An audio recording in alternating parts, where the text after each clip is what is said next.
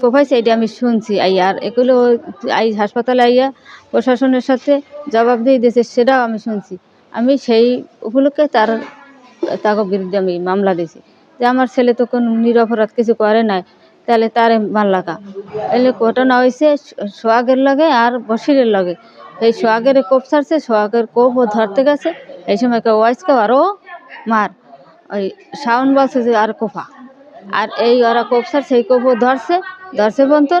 এবার হাত পাছাই পড়ে ওর হাত আলাদা হয়ে গেছে, ও হয়নি পড়ে গেছে। এবার ওরা মারপিট করছে, এবারে কেন্দ্র পাশে এটা কোপ দিয়েছে, মানে এইটা কে দিয়েছে কইতে নেই জহিরুল আল্লাহ বলে আর অন্যান্য লোক আল্লাহ আর মারপিট করছে, পিড়েছে লাগতেইছে। এবার তো পরে রয়েছে, এবার হারা তো মারপিট করে গেছে। সোহাগের এনটা কোপ দিয়েছে, এই কোপের দাগ দেখছি আমি।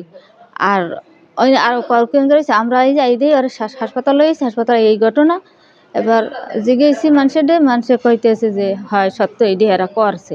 এর পর তো আমরা মামলা করছি, মামলার আমরা কোনোই পেইনি। মামলার আসামি ওয়ারেন্ট হয়েছে, কোর্ট দিয়ে ওয়ারেন্ট দিয়েছে, ওয়ারেন্টের আসামি এরা ধরে না। আর 4 জনের নামে তদন্ত দিয়েছে, তদন্ত রিপোর্ট এখন পর্যন্ত করে পৌঁছায় নাই, আর আসামি আজ পর্যন্ত ধরে নাই। আমি তার এইটা বিচার চাই, কেন ধরলো না, কেনই করলো না। আর তারা আবার আমাকে বিরুদ্ধে এই বিরুদ্ধে উল্টো মামলা দিয়েছে যে তারা চাঁদাবাজি করছে, চাঁদা চাইছে, সেই জন্য আগে কোপাইছি।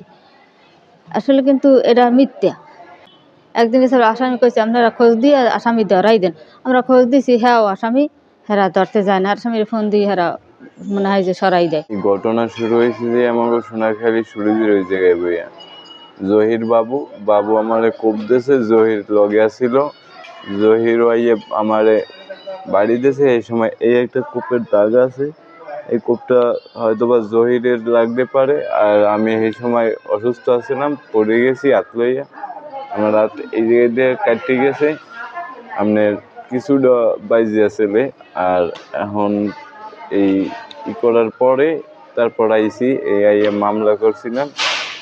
আমার হাত পাশায় কোপ দিয়েছে জহির বাবু কোপ দেওয়ার পর আমি হাত লইয়ে পড়ে গেছি, হাত লইয়ে এবার ওই জায়গায় শুয়ে রয়েছি। তারপর আমার ওয়াইফ আইয়া এরপর আপনার আমার হসপিটাল লইয়ে আইছে।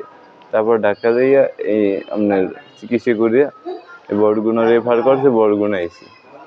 কোপ দিয়েছে আমার ফুফাতো ভাই সোহাগকে ওই জায়গায় বইয়া মারতেছিল। এরা কির জন্য মারতেছিল তাও আমি ভালো করে জানি না। আমি ওই মারামারি ফিরাইতে গেছি, সেই সময় ওরা আমারে দেখে আমারও কইছে যে ওরে সারিয়ে দিয়েছো, করেও দর করে আমারও আইয়া ওরা হানা করছে, মানে অ্যাটাক করছে।